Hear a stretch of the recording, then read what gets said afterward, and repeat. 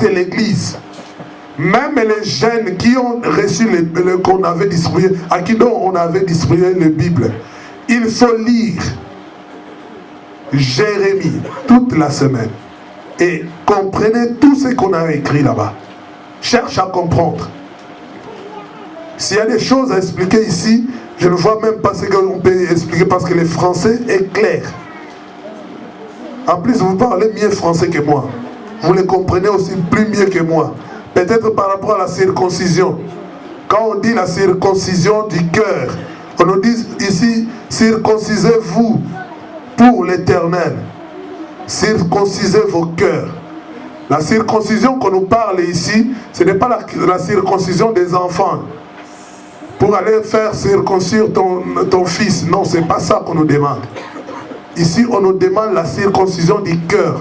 Veut dire la repentance. L'homme doit prendre la décision d'abandonner les péchés et de donner sa vie à Jésus-Christ. Plus de conscience. Prendre conscience. Abandonne tes péchés. Abandonne tes mauvaises œuvres. Et Dieu va t'élever. Parce que ici, si tu lis au premier verset, on nous a dit que tu ne seras plus errant.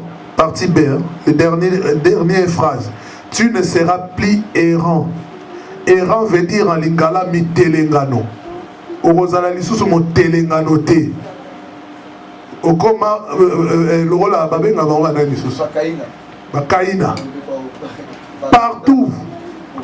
Voilà. Tu ne sais même, tu n'as pas de position. Tu touches à tout. Et tu touches même à tout, mais tu ne reçois rien. C'est l'Éternel qui est la solution pour ta vie. C'est l'Éternel qui est la solution pour ma vie. Si tu obéis, Dieu va te bénir. L'ordre et la discipline. Ah, gloire soit rendue à Dieu. On a beaucoup prié. Or, c'était les derniers... la dernière prédication on avait fait le dimanche passé, c'était pour la prière, non? On avait parlé l'ordre et la discipline dans la prière. Aujourd'hui, je ne vais plus retourner là-bas parce qu'on a déjà tout dit.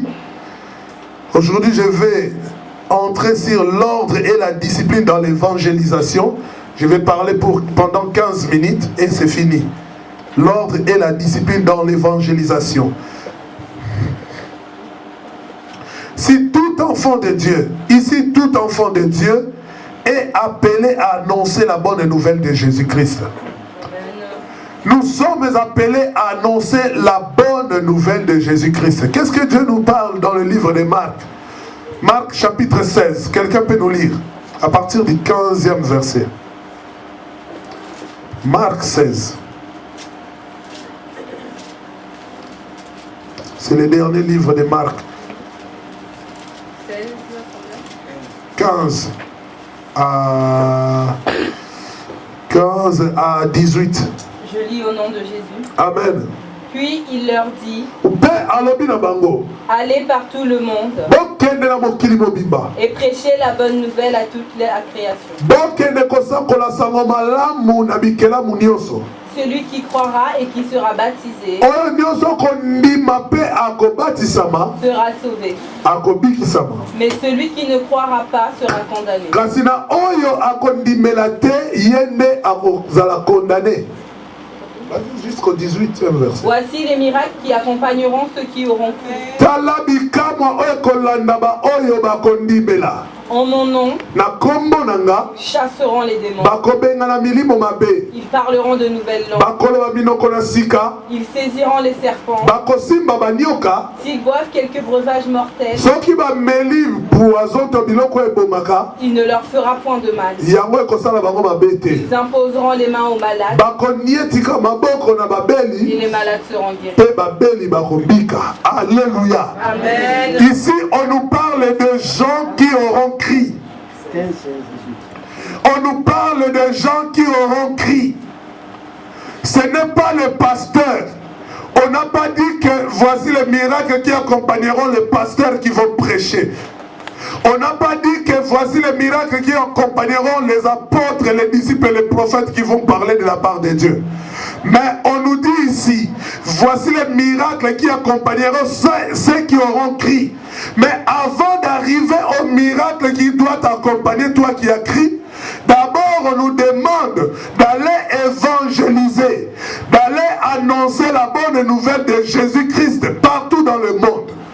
Aujourd'hui, les chrétiens cherchent à devenir pasteurs seulement dans la salle, dans l'église. On est pasteur à l'église, mais en dehors de l'église, on n'est pas des pasteurs. Tu vois un païen, en dehors de l'église, tu ne lui parles même pas de la parole de Dieu. Tu attends seulement, ce sont maintenant les fidèles qui vont aller évangéliser et toi, pasteur, tu restes dans ton bureau. Et le dimanche, qui sont venus pour la première fois, tu regardes, il n'y a rien. Mais vous n'évangélisez pas. Si nous, on n'évangélise pas, alors toi, tu fais quoi? Alléluia. Amen. Là, je commence d'abord à nous-mêmes les pasteurs. Ce n'est pas dit que quand je suis devenu pasteur, évangéliste, prophète, docteur, cela veut dire ou apôtre, donc je ne peux plus évangéliser. Évangéliser, ce n'est pas seulement dans l'église. Moi, j'ai toujours dit, nous avons beaucoup plus de travail à faire en dehors de l'église que dans l'église. Ici, on n'a que quelques minutes, quelques heures. Mais on passe toute la journée en dehors de l'église. Toute la semaine, voire même toi d'ailleurs, tu ne viens que le dimanche à l'église. On aura mon dimanche, les croyants de dimanche. Si on disait que vendredi, il y aura prière, toi pour toi, non, non, non, non. Ton Dieu, il est un Dieu de dimanche. Tu vas aller seulement à l'église le dimanche. Mais ici, on nous parle d'aller partout dans le monde. D'aller partout dans le monde, dans le foyer. Aller partout dans le monde, dans des pays, dans des avenirs, dans les quartiers. Aller annoncer la bonne nouvelle de Jésus. Dans nos immeubles, là où nous habitons. Ce qui m'étonne, même nos enfants qui sont nés ici, et ceux qui sont en train de grandir ici, ils n'arrivent même pas à prêcher leurs amis blancs. Moi, je suis africain, j'ai moins de l'influence. Avec mon français là, vous-même déjà, quand je parle ici, vous rigolez, vous me corrigez. Comment est-ce que je vais me mettre devant un blanc? Un français. Qui est né français, qui connaît bien le français. Mais toi, tu es né ici.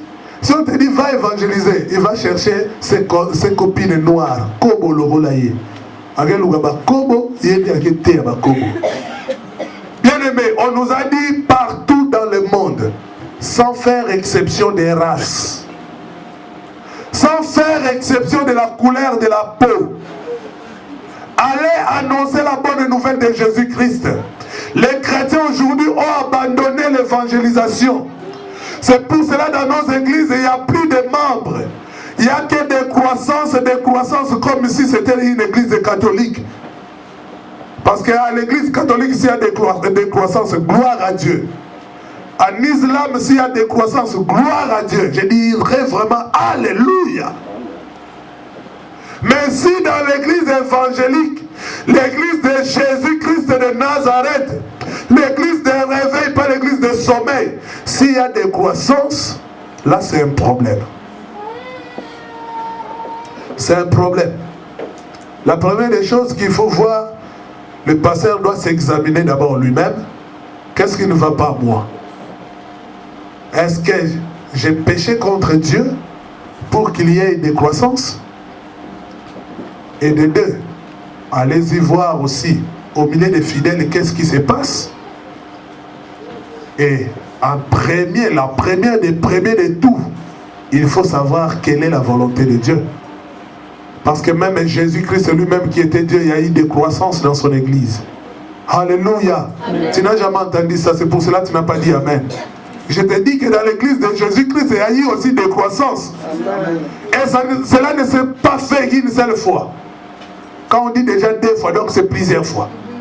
Alléluia. Amen. Jésus, pendant qu'il prêchait, le jour où il avait prêché le message, de dire que bon, maintenant vous devrez manger mon corps et boire mon sang, il y a eu des croissances. Si tu n'as jamais lu ça dans la Bible, va fouiller dans ta Bible. Moi, je ne vais pas te donner le verset. Il y a eu des croissances. D'ailleurs, ce n'étaient pas des fidèles simples, des disciples. On les appelait disciples. Il y a eu au milieu des disciples, il y a eu beaucoup de disciples qui étaient partis. Peu de disciples qui étaient restés. Il y a une fois dans l'église, quand ils prêchent sur la sanctification, les gens prennent fuite. Si tu vas fuir, gloire soit rendue à Dieu. Mais moi, je vais parler la vérité. Amen. Je dirai la vérité, bien-aimé dans le Seigneur. On ne peut pas caresser les péchés. On ne peut pas caresser les péchés, dire que non, les péchés c'est mauvais, mais tu peux quand même le faire en cas de faux pas. Tu vois, tu peux récupérer d'abord tes esprits là anciens. Non, le péché restera péché. Dans ce qui concerne le péché, il n'y a pas d'excuse devant Jésus. Aujourd'hui, il y a encore l'excuse. Mais le jour où Jésus-Christ reviendra, et surtout que tu ne connais ni l'heure ni le jour, tu vas t'excuser envers qui? Qui sera ton avocat? Aujourd'hui, Jésus est là comme avocat. Aujourd'hui, il est là comme avocat, bien-aimé dans le Seigneur. Nous sommes appelés à évangéliser. J'avais dit que je vais parler pendant 15 minutes. Donc, à moins l'écart, je dois arrêter. Nous avons lu Marc, nous allons lire Jean chapitre 3, verset 16. Ça, on ne peut pas lire quand même. Jean 3, 16. Sans lire, qui peut réciter? Réciter d'ailleurs. Ah. Même si on fermait les yeux, quelqu'un peut fermer les yeux et réciter encore. Maman Élisée, ferme d'abord les yeux et si tu peux réciter. Car Dieu a tant aimé les mondes qu'il a donné son Fils unique afin que quiconque croit en lui ne périsse point mais qu'il ait la vie éternelle. Alléluia. Amen. Vous savez bien dans le Seigneur, ce verset-là, c'est le verset, moi, que je peux dire que c'est le verset de base pour l'évangélisation. C'est le verset de base que tu peux aller prêcher même à 15 000 foyers. À cause de ces versets-là. Parce que quand on évangélise, on fait quoi? On montre aux gens l'amour de Dieu. Alléluia. L'amour de Dieu. Bien aimé dans le Seigneur, dans ce monde, il n'y a plus l'amour. Il n'y a plus l'amour. Dans l'église de Dieu, voire même. C'est difficile de trouver l'amour dans une église. Dans les foyers, n'en parlons même pas. C'est difficile. D'ailleurs, dans le foyer, n'en parlons même pas. Je répète encore, n'en parlons même pas. Il n'y a pas l'amour dans nos foyers. Il n'y a pas l'amour dans nos travails. Il n'y a pas l'amour dans nos églises. Pasteur contre pasteur, il n'y a pas l'amour. Fidèle, on se dit, nous sommes tous enfants de même père, même mère. Mais il n'y a pas l'amour. Il n'y a pas l'amour. Et le peuple de Dieu a besoin de l'amour. Même les païens, ils ont besoin de l'amour. Et le véritable amour, c'est Jésus-Christ de Nazareth. Amen. Nous devons aller annoncer la bonne nouvelle de Jésus-Christ aux païens. Nous devons aller annoncer la bonne nouvelle de Jésus-Christ aux nations, en leur montrant l'amour que Jésus-Christ nous avait montré sur la croix. Ce grand amour qui a fait qu'un homme a accepté d'être pendu au bois. L'amour qui a mené quelqu'un à ne pas lâcher bien qu'il était innocent. C'était l'amour. Nous l'avons frappé, nous l'avons condamné, nous l'avons maltraité. Mais jusqu'aujourd'hui, bien que toi et moi, nous l'avons maltraité, il est là toujours pour plaider pour toi et moi devant le Père. Amen. Quel amour, bien-aimé dans le Seigneur. Quel amour Jésus-Christ nous a montré. Allez dans le foyer, allez annoncer la bonne nouvelle de Jésus. Il n'y a plus la paix, il n'y a pas l'amour dans le foyer. Annonce-leur que Jésus-Christ les aime. Alléluia. Amen. J'annoncerai ton nom à mes frères. J'annoncerai ton nom à mes sœurs. Je leur dirai que nous aime, car ta bonté vaut mieux que la vie. C'est Jésus qui est le véritable amour. Il est l'amour éternel et bien-aimé dans le Seigneur. Tu as péché. Hier, tu avais péché, tu avais commis l'impudicité.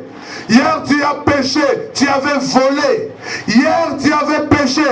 D'ailleurs, tu étais sorcier ou tu es encore sorcier.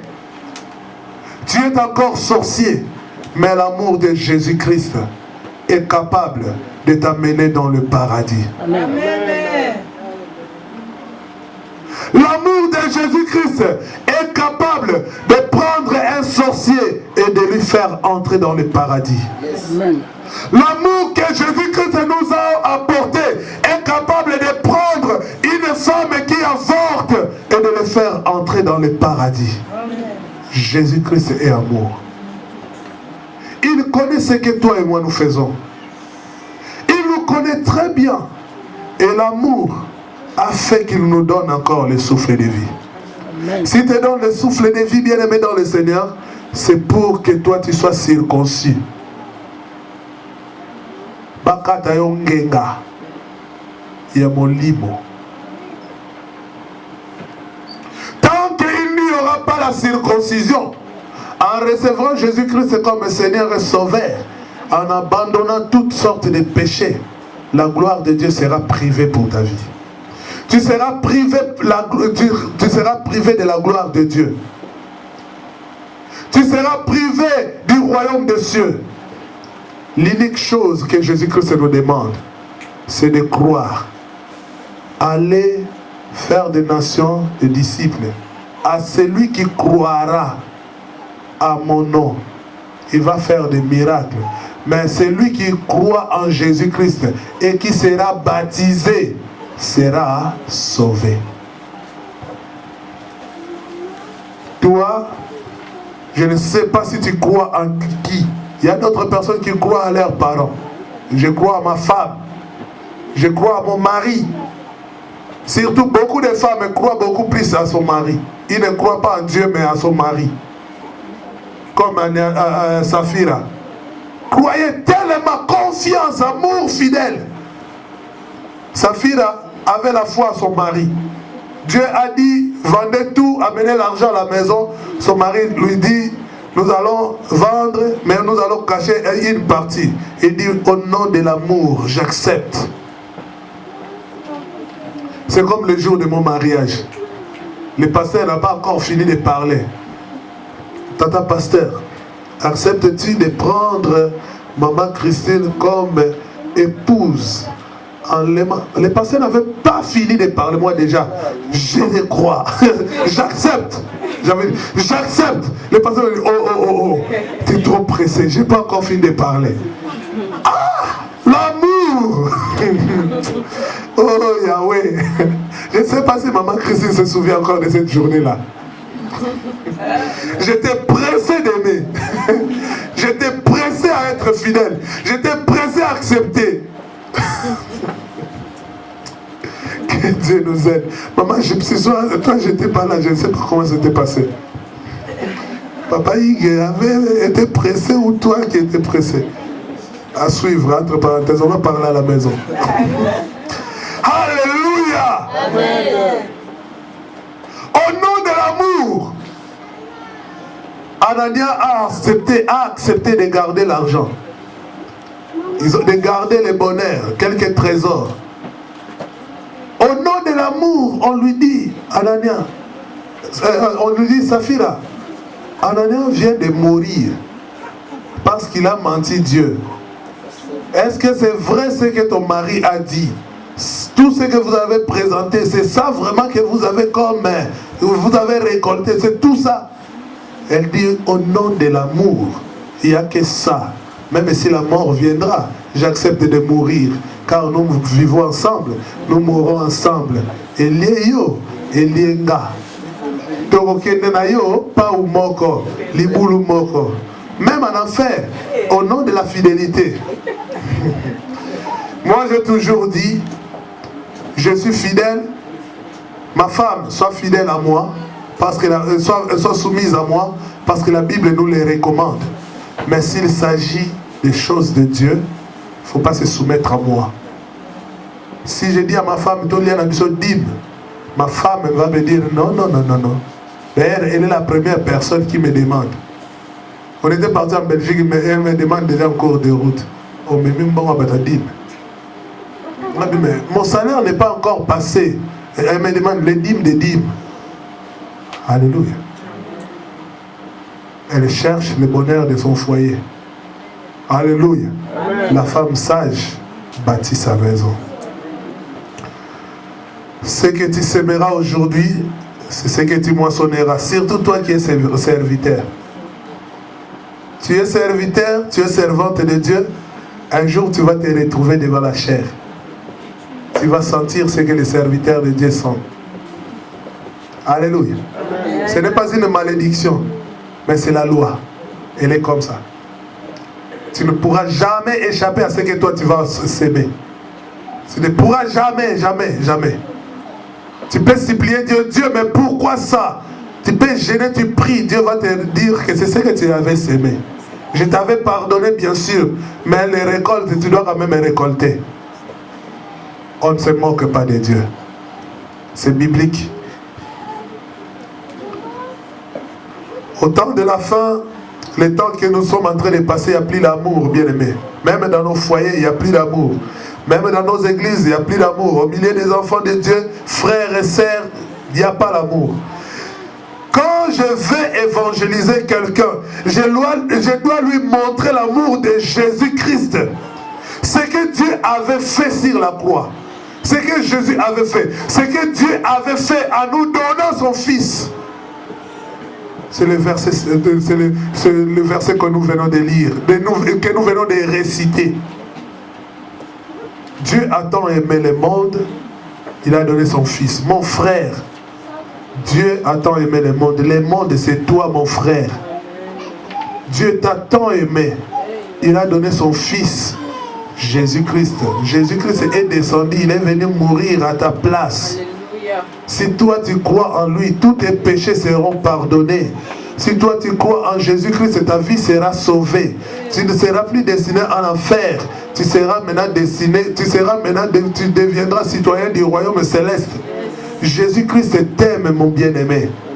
Si aujourd'hui tu acceptes que Jésus-Christ entre en toi, la situation de ta vie, toutes les circonstances vont changer. Parce que Jésus va commencer à combattre à ta place. Tu lui montres, tu lui présentes Jésus-Christ ainsi que son amour.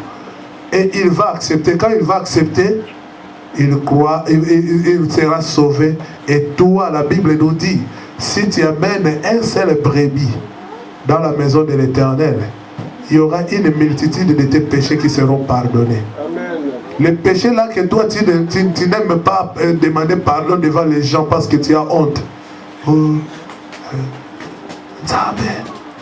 Seigneur, pardonne-moi parce que j'avais commis l'impudicité. Mais crie à haute voix parce que c'était bon. Crie à haute voix que tout le monde sache que tu avais commis l'impudicité. Tu as honte de crier. Comme tu as honte, va évangéliser. Amen. Alléluia. Amen. Évangélise. Quand tu vas mener les âmes, Dieu va pardonner tes péchés. Amen. Cela ne veut pas dire qu'il faut maintenant faire commettre les péchés après évangéliser. Non. Si on demandait ici qui a fait ceci, tout le monde va se cacher.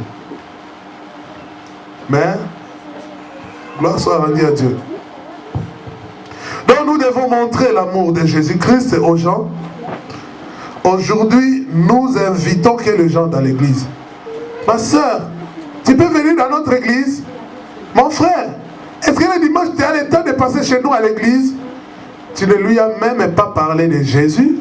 Qui est Jésus? Comment il est? Qu'est-ce qu'il fait? Qu'est-ce qu'il peut faire pour ta vie? Il est qui pour ta vie? Tu ne lui as même pas dit que Jésus-Christ va revenir. Il ne connaît même pas c'est Jésus. Il vient à l'église comme s'il allait dans un moziki. Dans l'association Mutualité. Association de Bana Bandal. S'il y a des enfants de Bandal ici dans la salle, pardonne-moi. Moziki comme Maman Jackie. Un jour, il faut m'inviter là-bas, je viendrai vous prêcher. Tant on a robi ma bon panzana. Tant on a rokota. Avant on a gêné, on a prié, on a gêné, on a prié nzambe. Malobo on a roté à bango. Babi ma bango ne pas kota na banda wa nzambe. Ata ba olanda ngate ba kina banda wa nzambe mususu. Bombo wana pete ko zala. Tant on a roya na roté à binora maramba moziki. Mabe ya moziki na tei na suka. Tant on a robima. Explosion. Soit pour benganinga. Mais quand il sous-souté, il faut un peu offrande de jour. Si on a dit, on tombe la musique. Amen. Tata pasteur, non, je vais dire la vérité. Amen. En proclamant la bonne nouvelle, nous devons amener cette personne à croire.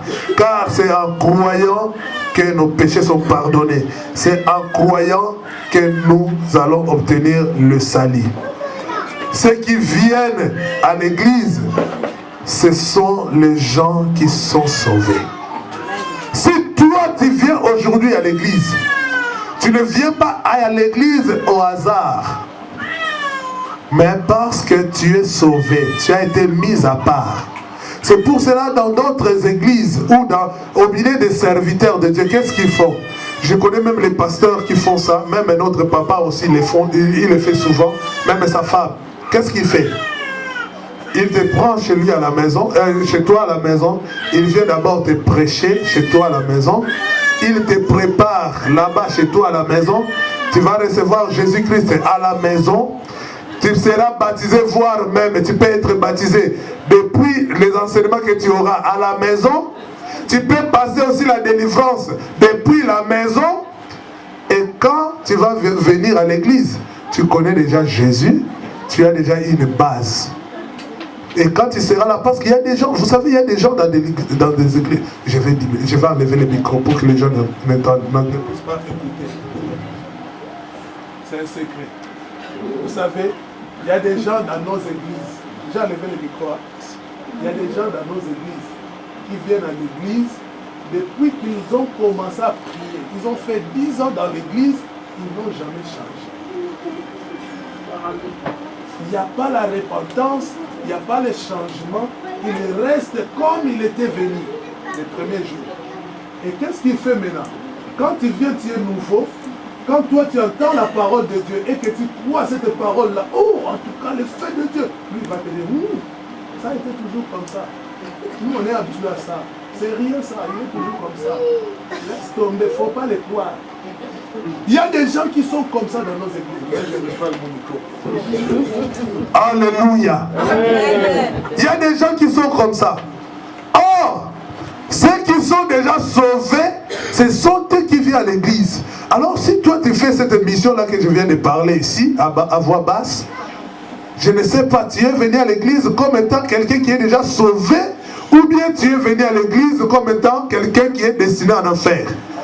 Ou bien peut-être tu as une mission de détruire, de dérober, de tuer. Si tu as réussi cette mission-là, gloire soit rendue à Dieu, parce que tu es venu faire le travail de ton maître. C'est pour cela, moi, j'évite les gens qui disent, là où il y a l'Esprit de Dieu, c'est l'absence totale du diable. J'évite ça. Parce qu'il y a des missionnaires du diable aussi qui viennent dans nos assemblées. Bien installés, bien tilés partout, bien cravatés, sorciers en cravate.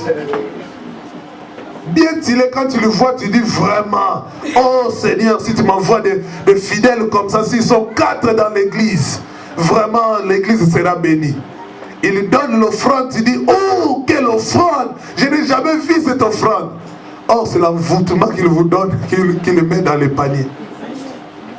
Et si vous n'avez pas les yeux spirituels, en voyant cela, vous dites, celui-ci vraiment directement, elle doit être maman pasteur. Ma soeur ou bien mon frère, Dieu me montre. Et je vois la puissance de Dieu en toi. Or c'est l'envoûtement que tu es en train de voir. C'est le démon qui est en lui, qui est en train de se manifester. à l'âge des lumières. C'est ce que la Bible nous dit. Satan se déguise en l'ange des lumières. Et c'est Satan maintenant qui s'est déguisé. Et toi, en voyant cela, tu lui mets, oh, à partir d'aujourd'hui, c'est toi qui vas commencer à imposer les mains aux gens. Ah, quel envoûtement qu'il va transmettre à l'église. Moi, je suis là, je n'ai pas l'habitude d'imposer les mains. Imposer les mains, c'est une recommandation biblique. C'est biblique. Mais je ne veux pas que cela devienne comme étant un système. Pour que Dieu agisse, il faut d'abord imposer les mains. Est-ce que ma main est la puissance de la parole? Qu'est-ce qui est puissant? La parole, c'est Jésus-Christ lui-même. Mais ma main, après avoir imposé les mains, je ne sais pas, je vais aller toucher à quoi? Je ne sais pas, je vais chicoter, je vais frapper, je vais gifler qui? Je ne peux pas dire ma femme parce que je ne l'ai jamais giflé. Alléluia. Amen. Même mes enfants, des fois, hein, parce que les enfants, il faut corriger. Hein. Qui aime bien, châtie bien. Alléluia. Amen. Que Dieu soit loué. Nous sommes appelés à évangéliser. Dernier verset, et je m'arrête là-bas. Actes des Apôtres, chapitre 2, versets 46 à 47.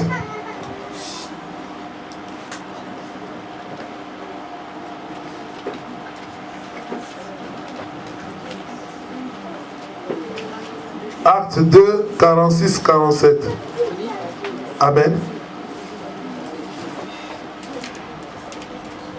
Ils étaient chaque jour tous ensemble, assidus au temple.